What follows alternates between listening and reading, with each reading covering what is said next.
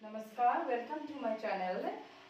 Today I am going to teach you the Cold War era part 3. In this part 3, I am going to teach about the topic of noun.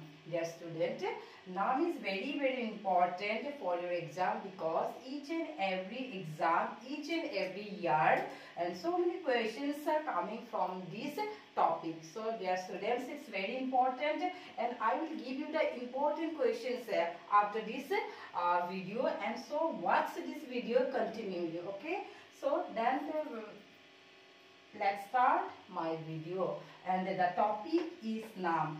মই অসমীয়া আৰু ইংৰাজী দুইটা মিডিয়ামতে পঢ়াম আৰু মোৰ এই টপিকটো নামটো CBSE হওক বা সেবাই হওক সকলো ষ্টুডেন্ট লাভৱান্বিত হ'ব বুলি মই কলো, কাৰণ ইয়াৰ পৰা CBSE সেবা দুইটা মাধ্যমতে দুইটা বোৰ্ডতে কি হয় বহুত কোৱেশ্চন আহে, কাৰণ এটো বহুত দৰকাৰী topic, because it is one of the important feature of Indian foreign policy.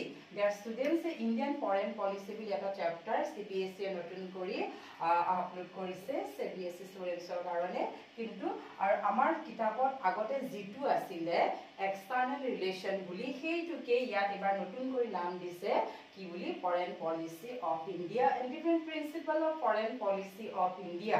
আৰু সেই different principle, among the different principles of the foreign policy of India, one of the important principle is what? Noun. Okay, so now what is the full form of noun? This is a very important for your exam for 1 marks, because of the category of the pattern of the mark like this 1, 2, 4 and 6. Okay, ইয়াৰ পৰা 1 marks আৰু আহিব পাৰে, 2 marks or question খুদিব পাৰে আৰু তোমালোকক 4 या 6 আৰু খুদিব পাৰে।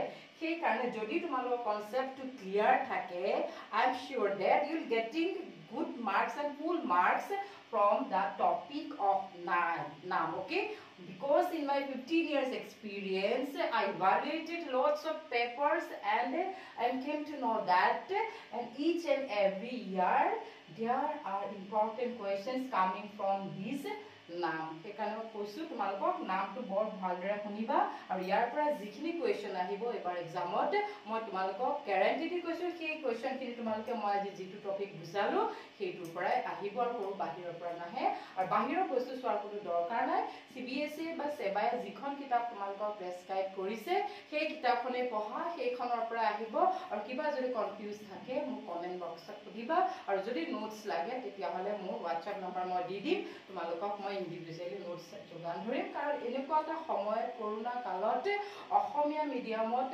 ভালকৈ বুজাব পৰা বহুত মই দেখিছো ইউটিউবত আছে, তথাপি মই এটা চেষ্টা কৰিছো যাতে তোমালোকে মোৰ এই যে 15 বছৰ অভিজ্ঞতাৰ মই যিখিনি পালো তাৰ পৰা যাতে তোমালোকক এই সময়টোত মই উপকৃত কৰাব পাৰো, সেয়াই মোৰ আজিৰ লক্ষ্য। আৰু যদি ভিডিঅ'টো তোমালোকে যদি ভাল পোৱা তেতিয়াহ'লে নিশ্চয় সাবস্ক্ৰাইব কৰিবা আৰু শ্বেয়াৰ কৰিবা, যাতে বেলেগেও উপকৃত হ'ব পাৰে যদি ভাল পোৱা আৰু উচিত বুলি যদি ভাবা, কাৰণ মোৰ একেবাৰে নতুন মই এইটো প্লেটফৰ্মত। I hope you will cooperate with me. Thank you. Then let's start the video. Okay, now. Okay, first form 1 marks or karane ahibo pare je, what is the full form of noun? So all of you know the full form of noun is what? Non-aligned movement. Okay, how this non-aligned movement came into being? যে গোষ্ঠী নিৰপেক্ষ আন্দোলন নামৰ এই আন্দোলনটো কেতিয়া আহিছিলে? This is one of the political movement. এটো কি এটা ৰাজনৈতিক আন্দোলন কোনে কৰিছিলে? The countries of the noun. Now what were the countries of noun? কোনবিলাক নামৰ countries আছিলে সেইখিনি আজি আমি ডিটেইল বুজিম, আৰু লগতে ফাৰ্স্ট ব্লক কি, সেকেন্ড ব্লক কি, থাৰ্ড ব্লক কি, সেই বিষয়ে মই তোমালোকক অৱগত কৰাম।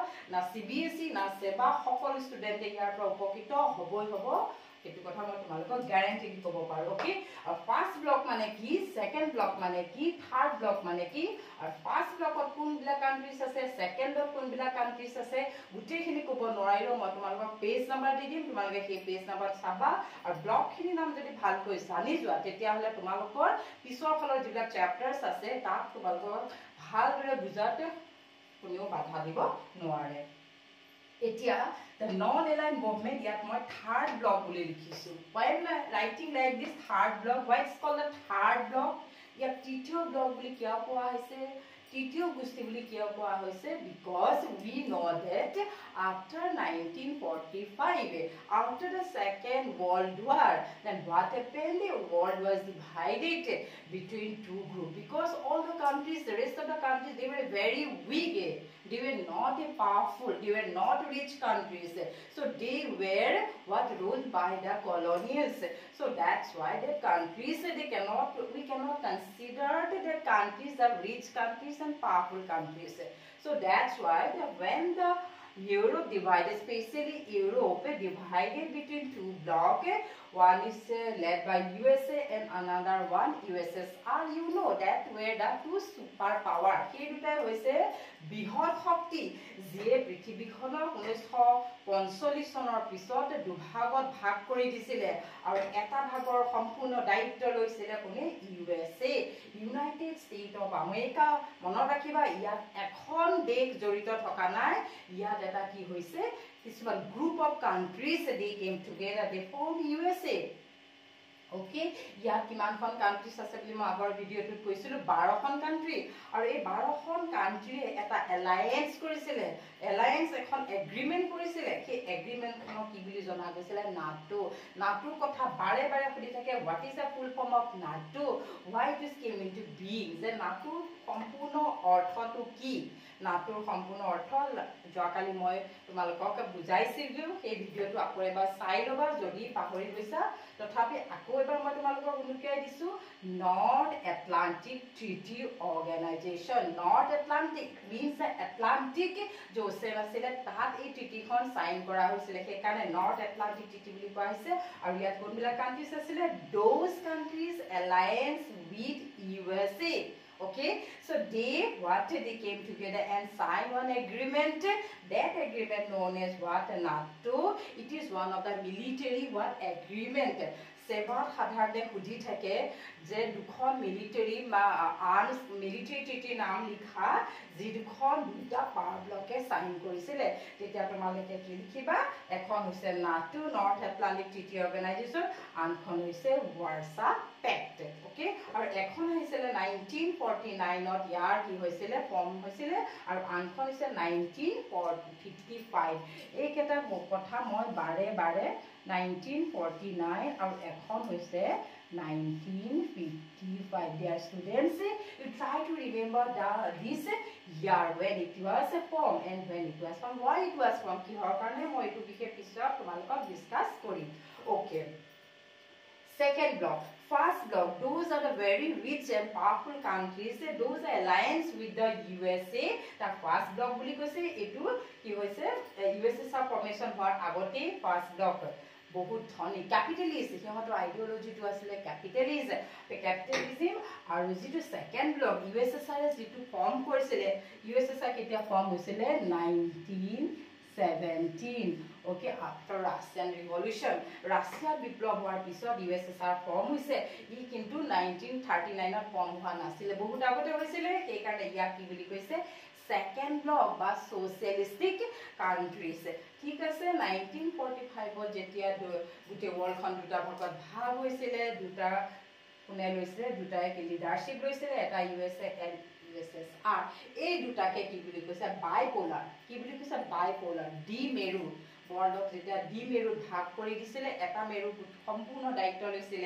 কোনে USSR যেটুক আমি ওয়েস্ট ইষ্টাৰ্ণ বুলি কওঁ যেটুক আমি ইষ্টাৰ্ণ পশ্চিমীয়া প্ৰাইছ আৰু যেটু ৱেষ্টাৰ্ণটো আমি কি বুলি কৈছো পশ্চিমীয়া মানে ৱেষ্টাৰ্ণ কান্ট্ৰিজ বিলাকে ফাৰ্ষ্ট ব্লক বুলি কোৱা হয় আৰু ইষ্টাৰ্ণ পূবৰ যিবিলাক এলায়েন্স কান্ট্ৰিজ আছিল পূবৰ যিবিলাক দেশ আছিল পূব বুলি কওঁতে ইয়াত ইউৰোপৰ কথা কৈছে কোনখন মহাদেশৰ কথা কৈছে ইউৰোপক যেটা দুভাগত ভাগ কৰিছিল যিবিলাক ৱেষ্টাৰ্ণ পাৰ্টৰ আছিল কিহতে কি হৈ গ'ল ফাৰ্ষ্ট ব্লক কান্ট্ৰিজ আৰু সিহঁতে হৈ গ'ল USA মানে ৱেষ্টাৰ্ণ মানে আমি যিবিলাক ৱেষ্টাৰ্ণ কথা কওঁ ৱেষ্টাৰ্ণ ড্ৰেছ পিন্ধো তেতিয়া গম পাই যাবা সেইখন কোনখন বুলি কইলে ৱেষ্টাৰ্ণ বুলি কওঁতে ইউএছৰ কথা কৈছে আৰু ইষ্টাৰ্ণ বুলি কওঁতে আমি কাৰ কথা কৈছে বুলি ভাবি USSR আৰু এই দুটাই হৈছে bipolar ঠিক আছে those are very small countries those are very weak countries that countries invited these two power block first block হৈছে USA second block হ'ল USSR can invite কৰিলে আৰু most of the countries they alliance these two superpower, one side USA, another side USA side. Rest of the countries, Asia, Africa, Latin America, কিছুমান countries কাৰো লগতে কি কৰা নাছিলে, alliance কৰা নাছিলে। আৰু সিহঁতে তেতিয়া কি কৰিছিলে, কিছুমান leaders তেওঁলোকে আহি পেলাই তেওঁলোকে কি কৰিছিলে, এখন মিটিং কৰিছিল। আৰু মিটিংখনত তেওঁলোকে কৈছে যে we are not going to alliance these two power block, we are going to develop ourselves, কৈছে যে আমি আমাৰ ডেভেলপমেন্ট আমি নিজে কৰিম। আৰু সিহঁতে এজ এ চ্যালেঞ্জ या প্ৰত্যাহ্বান হিচাপে as a challenge of these two power block they form the NAM, that's called the non-aligned movement, and what it's called the third block. Okay, so this is like this the NAM came into being. Okay, so founder members, this is very very important, write any 4 founder members of NAM. তোমালোকক লিখিবলৈ আহিব পাৰে যে নামৰ যিকোনো 4 জন founder মেম্বাৰ্ছৰ নাম লিখা। তেতিয়া তোমালোকে যিসকলে শৰ্মা জামানত ফলো কৰিছা তেওঁলোকে চোৱা পেজ নাম্বাৰ 9, আৰু যিসকলে CBSE NCERT ফলো কৰিছা তেওঁলোকে চোৱা পেজ নাম্বাৰ 10। তোমালোকে কিতাপখন লগত লৈ ল'লে তোমালোকৰ কনসেপ্ট আৰু ক্লিয়াৰ হ'ব, আৰু যিমানে মাৰ্কছ নাহক তোমালোকে ল'ব পাৰিবা বুলি মই তোমালোকক এছুৰেঞ্চ দিব পাৰোঁ। ওকে, চোৱাচোন যোনে NCERT ফলো কৰিছে 10th পেজত আছে। The root of NAM went back to the friendship between the leaders Yugoslavia, Joseph Broz Tito, Indian Jawaharlal Nehru, Egypt leader Gamal Abdel Nasser, আৰু লাষ্টৰ ফালে আছে নিখাৰ্মো আৰু ঘানাৰ Sukarno। এই 5জন আছিলে